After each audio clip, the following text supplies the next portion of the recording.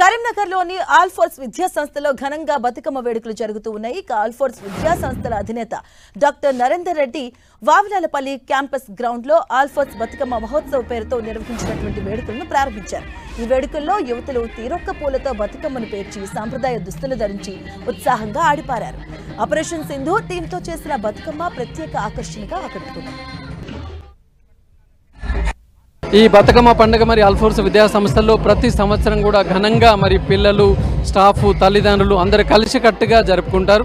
మరి ఇక్కడ చూస్తూనే ఉన్నాం, ఐక్యతను చాటి చెప్పే ఈ పండుగ మన సంస్కృతి, తర్వాత మహిళా శక్తిని మనం గౌరవించే ఈ పండుగ, అట్లాగే ప్రకృతిని ప్రేమించే ఈ పండుగ ఇంత అంగరంగ వైభవంగా జరుగుతుంది. ప్రపంచంలో ఎక్కడ కూడా ఇలాంటి పండుగను మనం చూసి ఉండం.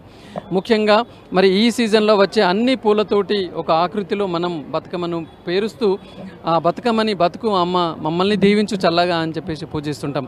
తెలంగాణ రాష్ట్ర ప్రజలందరికీ మరి బతుకమ్మ దసరా శుభాకాంక్షలు తెలియజేస్తున్నాం.